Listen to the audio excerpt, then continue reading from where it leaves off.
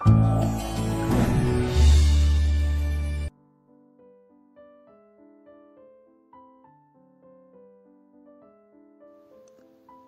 ауруымен сырқаттанғанда лавр тұнбасын ішу керек, ал ревматизм мен буыны, белі ауыратындар осы тұнбаға сірке қышқылы мен бал қосып ішкені жақсы. Достар, арнаға тіркеліп лайк басып, қоңыраушаны басуды ұмытпаңыздар. Сіздердің болмашы әрекеттеріңіз бізге шабыт және қуаныш сыйлайды. Қазақша арнаның дамуына үлес қосыңыздар. Видеоны соңына дейін көріңіз. Лавр жапырағының адам ағзасына тигізер көптеген пайдасы жайлы айтатын боламыз. Лавр жапырағы көптеген тамақ түрлеріне айрықша дәм мен хош иіс беретін таптырмас дәмдеуіштердің бірі. Медицина өкілдері жүргізген зерттеулер нәтижесінде бұл өсімдіктің денсаулыққа берер пайдасы мен тигізетін залалдары анықталған. Оның пайдасының ең бастысы адамның иммунитетін көтеруінде. Ол әсіресе суық тиіп ауырған кезде өте пайдалы екен. Лаврдың құрамында ағзадағы зат алмасу қызметінің дұрыс жұмыс істеуіне қажетті микроэлементтер мол. Сондай-ақ ол ағзаны қалдықтардан тазартатын қасиетке де ие. Кептірілген лавр жапырағының тұнбасын ішу бауырдағы тастың түсуіне ықпал етіп, асқазан ауруын емдеп, адамның асқа тәбетін ашады. Тері ауруымен сырқаттанғанда лавр тұнбасын ішу керек, ал ревматизм мен буыны, белі ауыратындар осы тұнбаға сірке қышқылы мен бал қосып ішкені жақсы. Оны дайындау үшін 5 грамм лавр жапырағына 12-17 данадай 300 грамм су құйып 5 минут қайнатады. Содан кейін оны термосқа құйып алып 4-5 сағат тұндырып қояды да сүзіп, күні бойы бір ас қасықтан ішеді. Келесі күні де тұнбаны осылайша дайындап, бір ас қасықтан ішу керек. Тұнбаны 3 күн қатарынан ішкеннен кейін 2 апта демалып, 8 күндік курсты қайтадан бастаған дұрыс. Майдаланған лавр жапырағының 2 ас қасығын 200 грамм қайнаған суда 2-3 сағат тұндырып, дайын тұнбаны құлаққа тамызса ауырғанын басып, аққан сұйықтықты тоқтатады. Ал диабет ауруы кезінде 10 дана лавр жапырағын термосқа салып, 3 стакан қайнаған су құйып, 2-3 сағат тұндырып, суын сүзіп алып, ас ішерден 30 минут алдын күніне 3 рет 3 мезгіл қабылдау керек. Осы процесті 2 апта бойы жүргізіп, 2 апта демалыстан кейін тағы да қайталау қажет. Алғашқы 2 апталықта-ақ ағзадағы көмірсулар айналымы едәуір жақсарып, қант мөлшері қалыпқа келеді.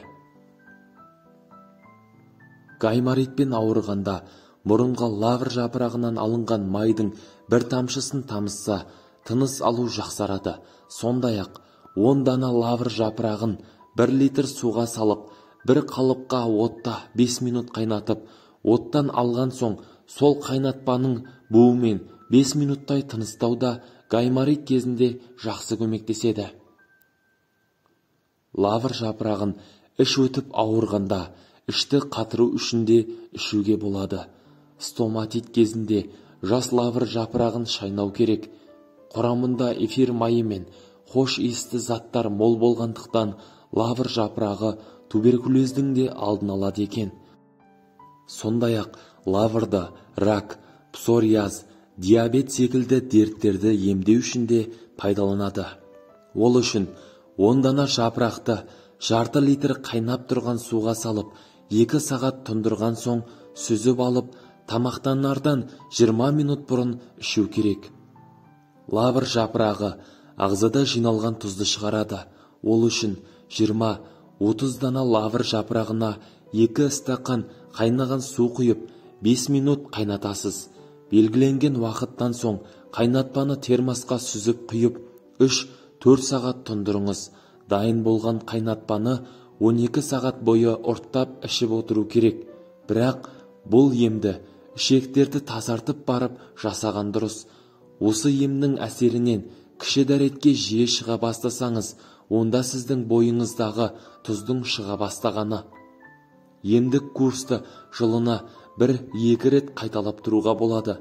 30 дана лавр жапырағын майдалап ұнтақтаңыз да 10 ас қасық бал қосып үстінен 1 литр су құйып қоймалжың болғанша қайнатыңыз.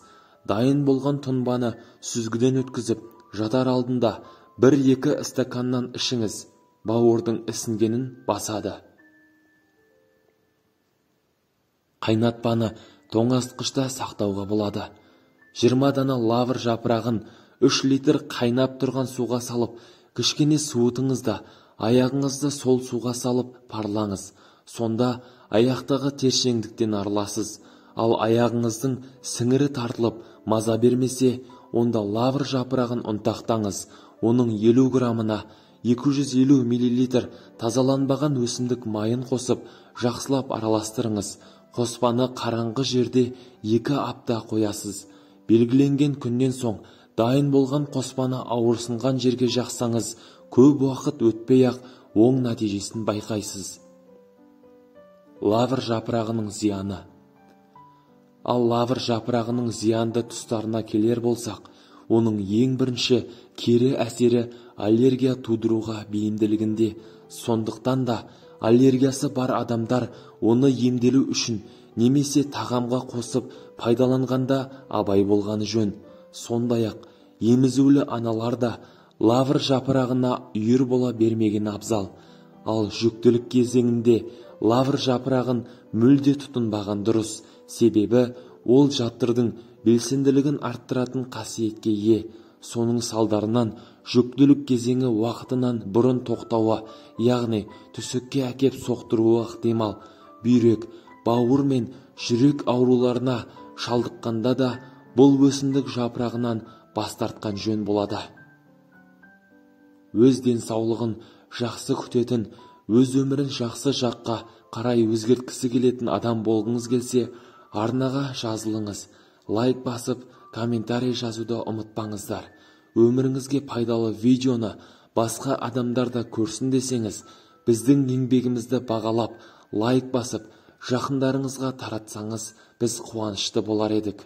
Назар аударыңыз, қандай ем қабылдамас бұрын, қандай халық емін тұтынбас бұрын, ең алдымен дәрігермен кеңесіңіз. Өз денсаулығыңыз өзіңіздің қолыңызда. Диабет кезінде лавр жапырағының көмегімен қаныңыздағы қант мөлшерін төмендете аласыз. Ол үшін термосқа 10 жапырақ салып, 3 стақан қайнаған су құйыңыз. Тұнба 3 сағаттан кейін дайын болады.